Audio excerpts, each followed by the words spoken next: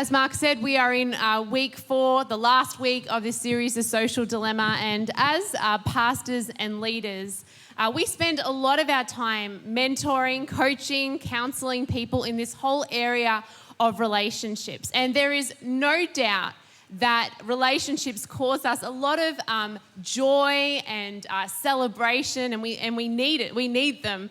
But they also bring a lot of pain and hurt and confusion into our life as we seek to navigate, what do I do in my situation? And so the last few weeks we've been talking about how to dial it down, how to have a conversation with someone who's hurt me. Pastor John last week has spoke about how do we reject bitterness? Why do we need to reject bitterness from our life? And so today we are going to switch up the preaching style a little bit and answer those questions that we often have subconsciously. We don't even realize often that we are doing it. We're having a conversation in our head when the people are preaching and we're saying, yeah, that's nice, but what about my situation? What about this? Why does this keep happening to me? And why is this going on? And 2 scriptures that we've really been focusing on have been in James chapter 3, verse 18, which is talking about the fact that we need to sow peace, we need to be peacemakers. And also Romans 12, verse 18, that as far as it depends on you, live at peace with everybody. And so we want to answer these questions through that lens today. Because we can't control what anyone else does. We can only control our response and our behaviour and have a desire to grow in our character and in our relationship skills so that we can keep our relationships and so that we can keep our peace no matter what the outcome is. So today we have Pastor John and Lois, our senior pastors, who have loads of experience in dealing and giving advice on relationships. We have Pastor Mark from our Mernda campus, and we have Emma Williams and Colin Schuster, who together with their partners, their spouses, they are pastoral service leads. So they help people a lot in these areas as well. So today we have some interesting questions. Are you guys ready? We're ready. Ready. As ready as we can be. That's how we feel. All right. So the first question is, I have foot and mouth disease. Okay. For you young people, that means my mouth gets me into a lot of trouble. So how can I be better at filtering what I say? I think that's the question. How can I get better at filtering what I say? Who wants to start us off?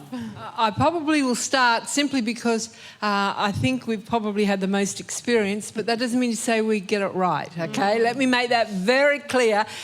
We've learned a lot by foot and mouth and what not to do and the pain that actually can come. Can I just give you a few questions that you can ask? Because I think if you do this, it will actually shortcut some of your issues. So are my words life-giving or are they destructive? Ask that question. Before you open your mouth, does it need to be said now?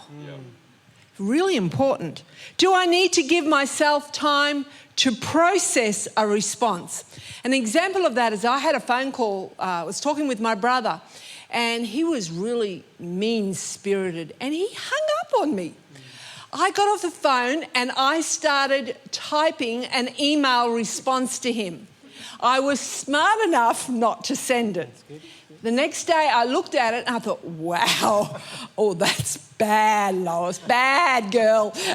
So I retyped it and I thought, I'll leave it again. What I did is I left it for another day, and what I did, I went back the next time and I thought, this doesn't even need to be said. Wow, that's good. What I did is I restored a relationship where I could have actually blown things up unnecessarily. So the question is, do I need to give myself time to process it? By holding off responding, it wasn't, the relationship was more important than me being right, and I was right. He was a miser, but that's the point. Have I earned the right to speak? I think this is a really important one. Just because you think you can say it doesn't mean you've earned the right to speak into a person's life. Are they in a position to receive my words? There may be a heap of other stuff going on in their life, at work, with their children, with their health. Just slow down. And a last question, but I think is a really important one. Do they know that I love them. And I think that's really important. So there's some of the things I've learned. Can I just say, you can do all of that before you open your mouth, and the Holy Spirit will guide you. You're saying, Holy Spirit, do I say? Do I say? And you'll get, no, be quiet, shut your mouth. Yeah, that's so good. I am definitely in the foot and mouth disease club. My husband would, Josh, he would say to me, Em, zip it. And I think what I've learned is, when we're prone to this, we're going to have to constantly work on it. Yes. And for me, it's all about, how do we filter it? Well, we slow down. We give thought to our words. Yeah. But I just want to take a different perspective to what Pastor Lois said, is I thought about, when do I have this disease? When is it a problem? And for me, it's when I'm with my family. Because, we're comfortable, we're relaxed, and our guard is down. And so I'm dropping bombs everywhere. I'm saying harsh things to my family, and then I have to apologise. And for a long time, I thought, why should I apologise? I'm saying my truth.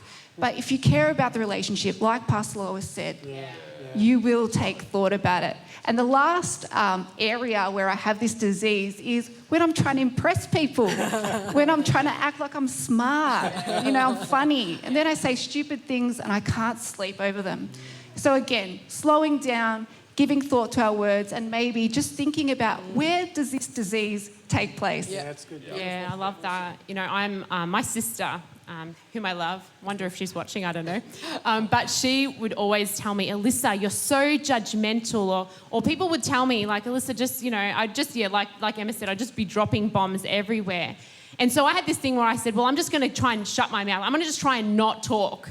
But I couldn't do that, because when you're a talker, it just comes out. But what I realised, and even this verse that Pastor John was talking about last week, and it sums it up so well, in James chapter 3, it says not only basically does our words direct our life, like the ship and the rudder, but also it can destroy our life, like the fire. Yes.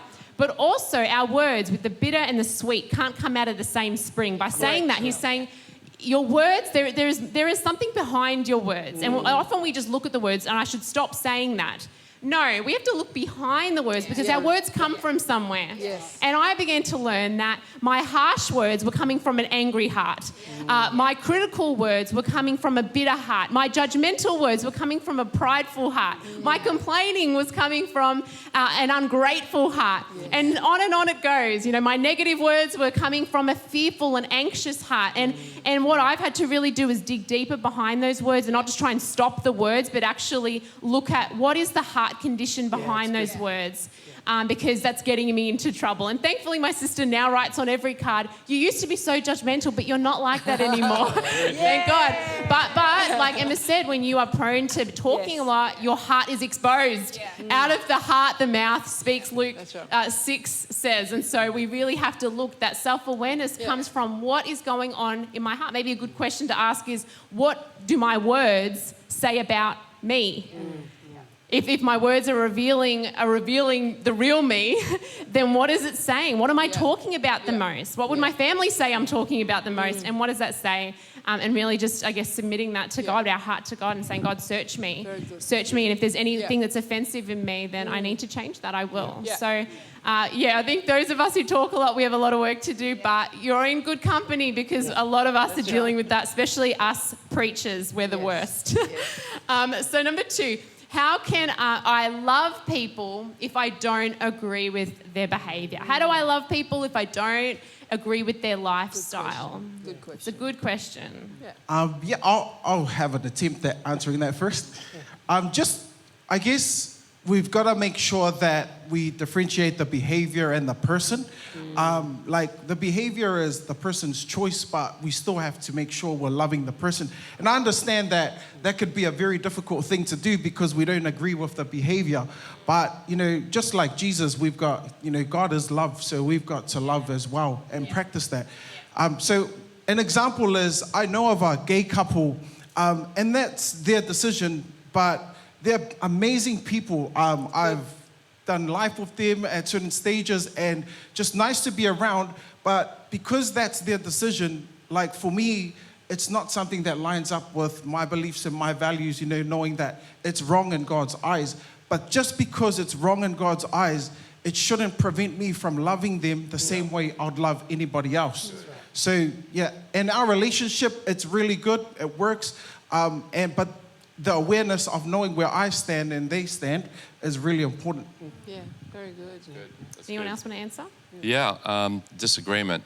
I think we've just got to be honest that in relationships, you're always going to disagree, whether it's in a marriage or whether it's parents and children. And disagreement is just part of life. And we're all changing our views. We are all growing more mature. And you don't actually have to agree with everything that a person says, because the reality is, if you just only have a relationship with people that you agree with, you're not going to have much at all, because you're going to find that there's always points of disagreement.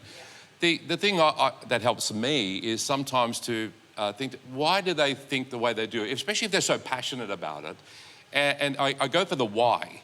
And at times there's a very good reason. It could be it's coming out of fear. It could be it's coming, if I understand a little bit about their background, it might be coming out of dysfunction, it might be coming out of whatever. And that just helps me to, and that means, as James says, is that we need to listen more and speak less. Because often we just don't understand the why. And when we understand the why, then I kind of go, okay, it helps me to understand them and also to love them. So that's really, I found that really helpful. Yeah. I think our life should be the thing that preaches to people, not our words. I think we can be way too quick to give our opinion on things, but why not just let love be the preacher? And I look at, to be honest, the best thing is to go back to Jesus and look at the way he modelled relationships. I mean, he had people lied about him. He was crucified for crimes he never committed. And yet, what was his last words on the cross? Father, forgive them, for they know not what they do. Wow, that is a really, it sets us up for relationships when there's disagreements. You know, in James 4, it says, God alone is the judge. Yes. And I think often we try to play God with people, don't we? Yeah. But that's actually a huge pressure, to feel like we have to be God to people and you know, correct their behaviour. That actually, when we realise that God is the only judge and that the Bible is there for me to obey, not to use as a tool in my relationships to help or correct other people, then when knowing that it's for me alone, then it actually frees me to love people. Yeah, And just let God do his along work. that line, it's the fact is that at times you just got to agree to disagree. Yeah. You know, I mean, it's okay. Yeah. And think about all the things that you actually do agree upon, rather than focusing on this one thing that is separating you. Yeah. And that's what the enemy tries to do as well. Let's think about all the things that we actually have in common and that can bring us together, rather than. And maybe sometimes you just got to go, you know what? We can't talk about that because it would just always go into argument. But everything else we can. So it does help. Yeah, very good. Excellent. So question number 3 is, I tend to want to please others, but then I get walked all over.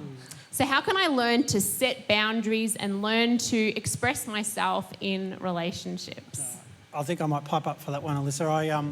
I really struggled with that for many years, wanting to, let's say, try and build a reputation as a good Christian, to serve everyone, to do things for everyone. And a lot of the times it would be at great pains on my internal stress, my own capacity, and that even of my young family at the time. I would, put them aside, shun them aside, all trying to please and do things for others. I really had to learn with, maturity, looking at Scripture, and that, saying no is okay. Matthew says, let your yes be yes and your no be no. It's good to be able to, take a step back, check with things, see what priorities you actually have, and then not to get walked over and not feel as if that you're not being a Christian if you're not doing something, or not serving. Just learning to know is a valid response as well. So it's a bit of a works mentality thing as well. Yeah, it's a good way of putting it. Yeah, it is. Yeah, trying to earn that goodness before God. Yeah. Yeah, anyone else? I think that understand where it starts from. And as I started to look at this question, what actually happens is when we're little, we're taught. So I'm sure, I know I would have done it with my girls, and I'm sorry, Alyssa and Connie. We go out somewhere and say, you be on your best behaviour. Or you go to church. If you play up, I'm going to belt you. Now, for some of you who don't know what a belting is, it's more than a little tap on the hand. It was a belting. So we learn this. If I do a certain thing, I'll gain my parents' approval. So if I get good grades at school, and it follows on with peers so that you are loved and accepted. And that can be a real challenge as we get into adult life if we live like that. And so an example, and I don't know of anyone who does this, so if that is you, I'm not pointing the finger at you, but just say mama says to her kids, they're married, you have to have Sunday lunch at my place every Sunday. And it's like, but I don't want to. I don't want to be there every Sunday. I've got a family. And so, but there is manipulation, but it's done. But if you loved us, you would do that. And you see, you've learned that right from childhood. And so, things like that, learning healthy ways, healthy boundaries of relationships is really, really vital. And so instead of saying, no, I'm not coming to your place anymore for lunch, or Pastor Lois told me I don't have to, don't do that. I'm not responsible. You're learning your own boundaries. But you say, well, look, I'm not going to come every week. I'm not going to come next week, but I'll come the week after. Or people want you to drop everything to be with them and say, look, we've got a lot on at the moment. Can I just get back to you? That is really, really healthy. And it actually starts to shift that people pleasing that is innate in us and has been taught from a young age.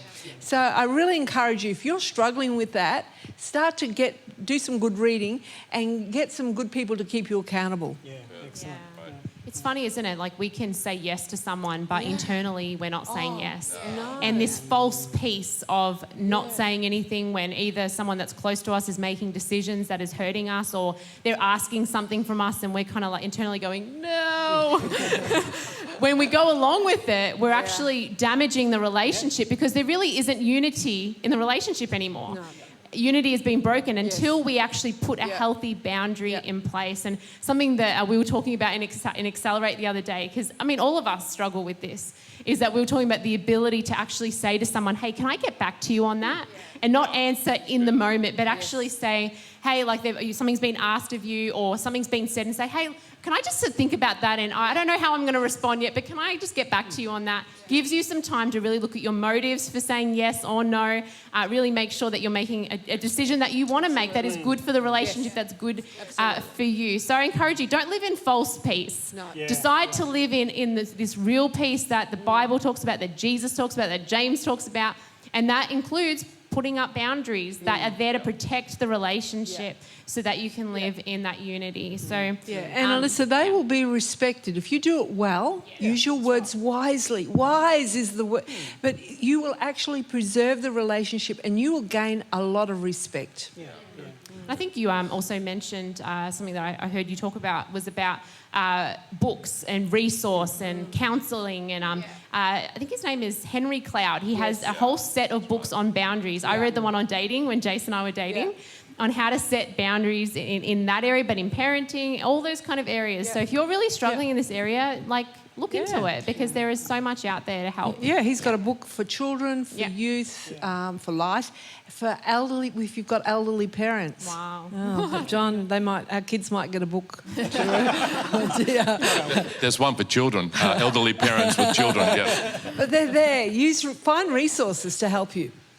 All right. This next one is a really big one. Question number 4. They're all big, but this one. I want to forgive, but I still feel so hurt. How do I know that I'm truly forgiving if I don't feel healed from the hurt? Yeah. You want to go? Yeah, I'll go. This question's a good question, and I feel like with healing can often take time. And there's something that I remember stuck with me many years ago. They said, love is a choice and a decision that we make, and it's not a feeling. And the same goes with our forgiveness.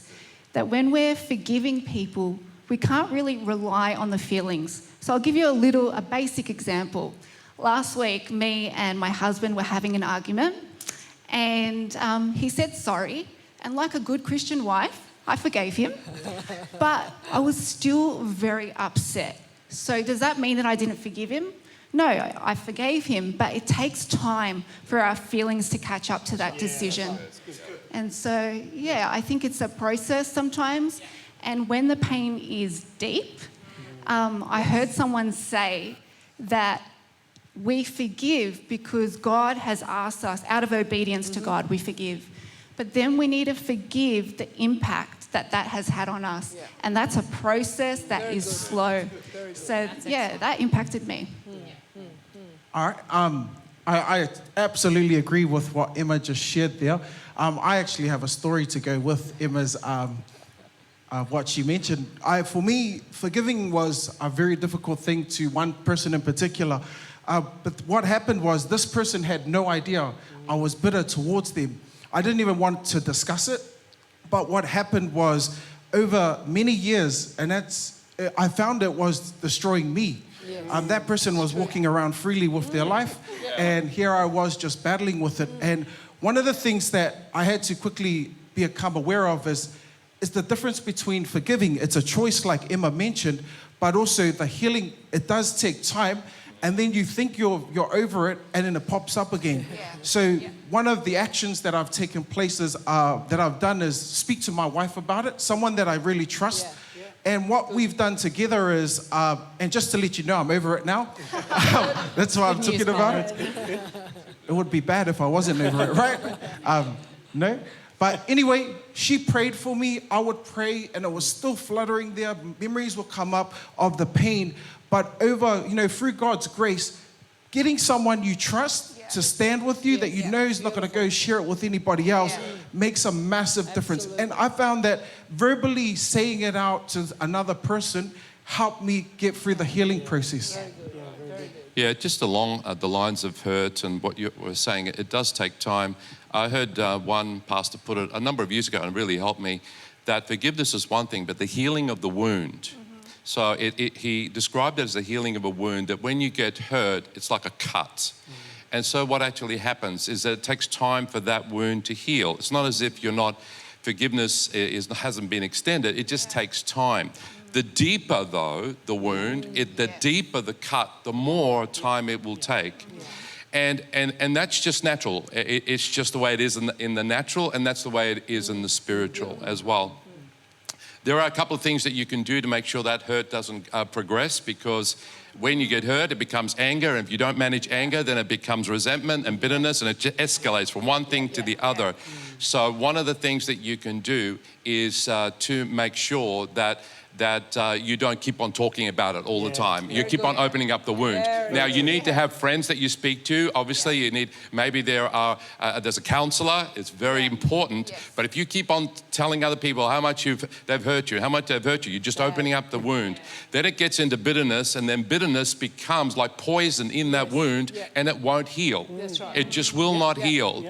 That's one thing. And then, of course, a few things, just very quickly, what I shared about, I think, a couple of weeks ago, and that is to pray for them. For me, when I pray for them, it just rips out something there as well. And as you have the opportunity, also, do good. When it's appropriate. When it's appropriate, do good. And all of that helps to heal the hurt, but it does take time. It really, really does. But God is the great healer. He really is. I love what Colin said about how it can pop up and you think you're fine. It happened to me during lockdown. I'm like, I'm healed from this hurt that I'd had for ages. And then I saw their stuff on social media again. There it was again. I'm like, but God, I thought I was healed from it. And what I realized is that I had these instant thoughts about this person that I wasn't even conscious. I never dwelled on it, and I didn't talk about it, didn't do anything, but I had these instant thoughts. As soon as I saw something of them, pain. How could they do that? They rejected me. They betrayed. These very instant, and I realized I had to change those instant thoughts. And I had to say, no, I want the best for them. I want them to succeed. I had, and like that blessing test really spoke to me last week as well. So I think, there's so much. It's not just about time, is it? It's actually about what we do in that time to make sure that the wound heals. But that was so much wisdom right there. Question number 5. how long does it depend on me? How do I know when to keep working on a friendship? And when do I know that I should walk away? Yeah, I'll give an answer to that. I think for me, it's just reassessing the relationship, thinking about, is this relationship actually helping me? Is it, and you know, how long has the relationship been? But also, I ask a few questions.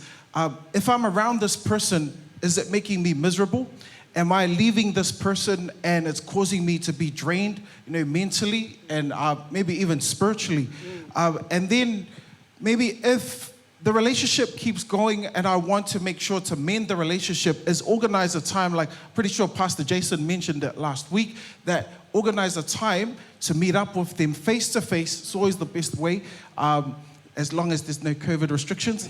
But you know, telling them how I really feel. They might not be aware of it. And then after that discussion, monitor how the relationship's going.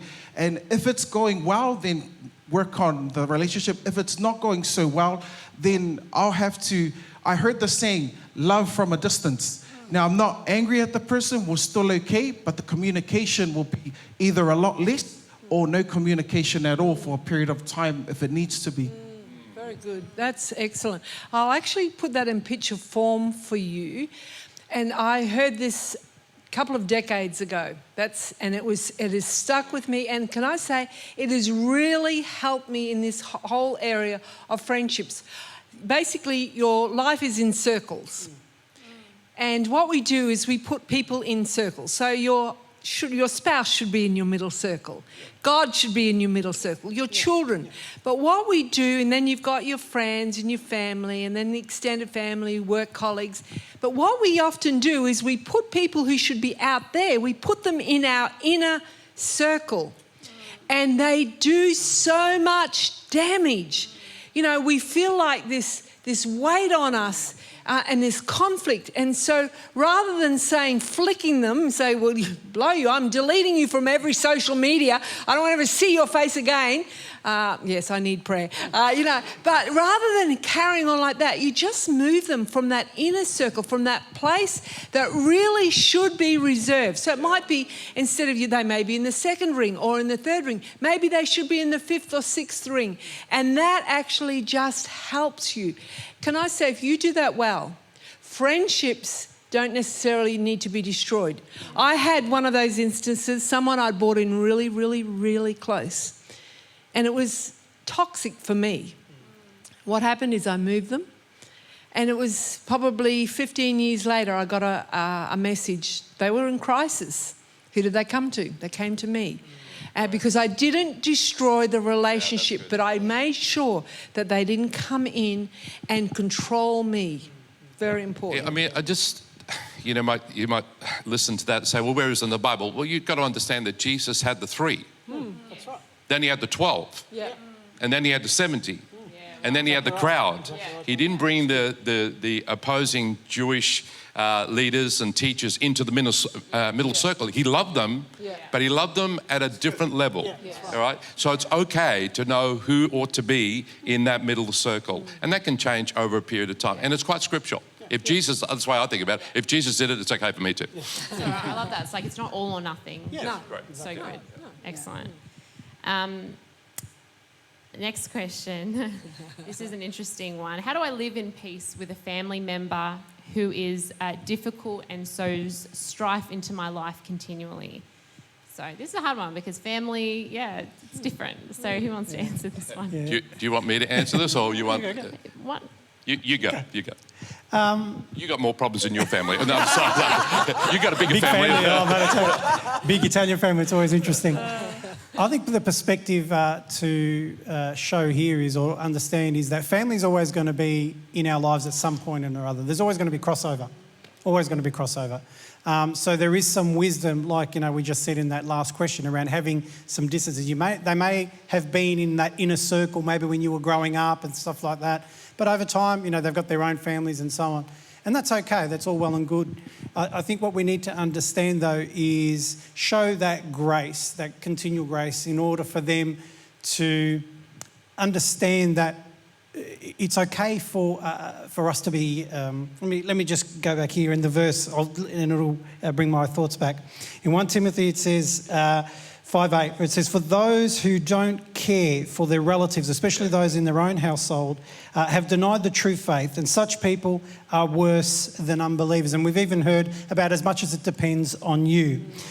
Know that people in your family are going to hurt because they're the closest. That's right. They're going to cause grief, but try to live at peace with them as much as possible. You may not be in each other's pocket like you once were, but still have that mutual love and respect to go, you know what, they're going through a tough time. I can still help out. They're my blood. I'm going to give them love. I'm going to show some grace. I'm going to cook them a meal or whatever it may be to try and bring those walls down.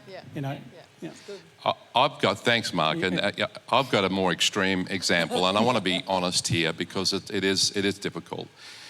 It's one thing to have a friend and you're having difficulty with them. You decide, well, I'm just going to cut off or maybe just put a bit of a distance. It's a bit different if it's in your family, if they're actually living with you.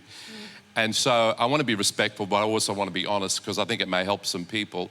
I had an extended family member who came into our home and when I was 2, and she lived with us for 20 years. Now, she was very interesting because she could actually be very generous and she could be very kind, but there was another side to her. She could be very aggressive and very argumentative. And we then began to realize that there were some emotional problems there. There was some mental health problems. And it just got very, very tense in the home. And it got to a point, we did everything that, we were talking about relationship. We didn't dial it up, make it hotter. We tried to resolve it through lots of conversations. This is not appropriate, whatever, this is how I feel when you do this, and all that kind of thing. Try to do that. We did the distant thing, we say, well, just put you out a little bit further, but where do they go? They're still in your home, they keep popping up in the kitchen all the time. And so it's like, we don't know what to do with this. I mean, it was not just having an argument. It was an argument that went for 2 hours. And it just went over and over. There was no winning here. And it just got to the point then, and she's gone to be with the Lord now, so it's okay. She knows better. It got to a point where she became a little bit violent. And I don't want to go into the specifics of that. And then we had to have another conversation. And the conversation is, this can't continue. And so therefore, something had to happen. Either we left or she left. Whose house was it? And it's really sad. It's sad to say this, and it ought not to happen. You can't do it with your wife. Obviously, you're committed. That's it. But we said, look, you're going to have to move out.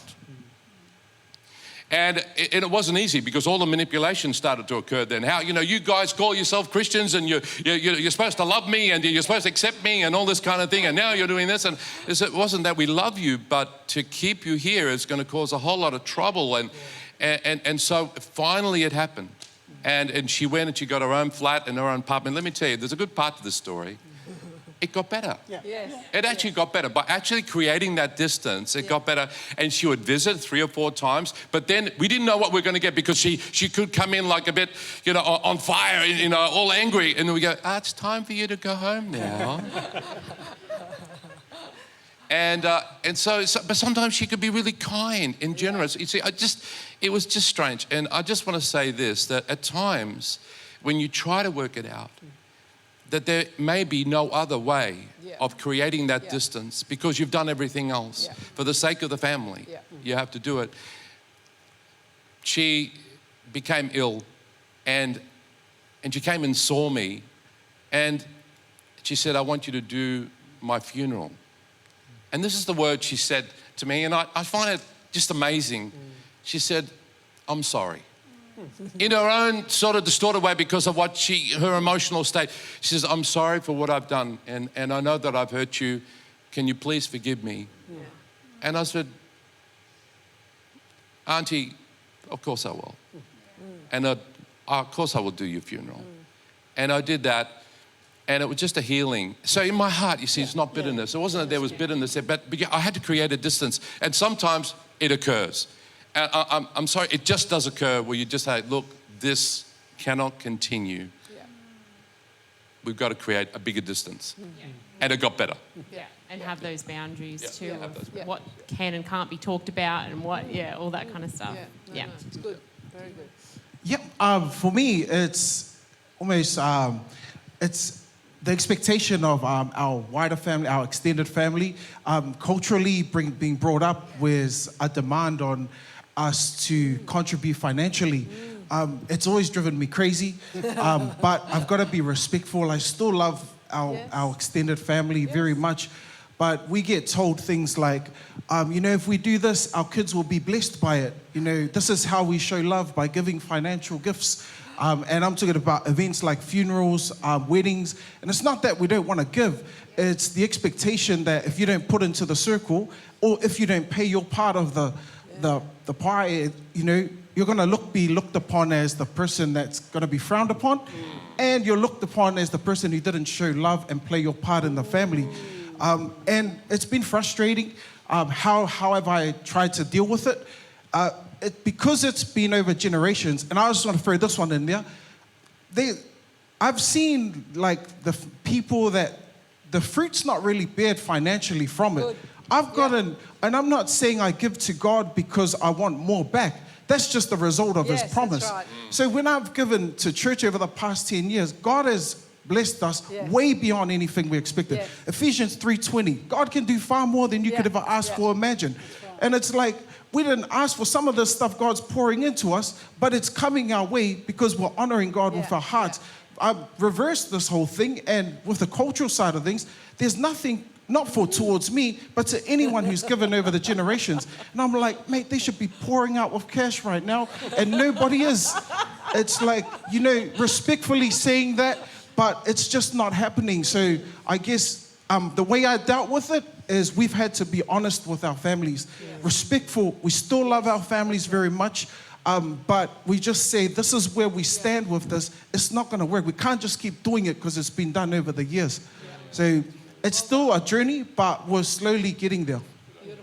It's beautiful. I love that in all these examples that you've chosen grace, chosen to stay together, even no matter what that looks like. And it might look different in different seasons, but your heart is to be Christ-like. So good. Excellent.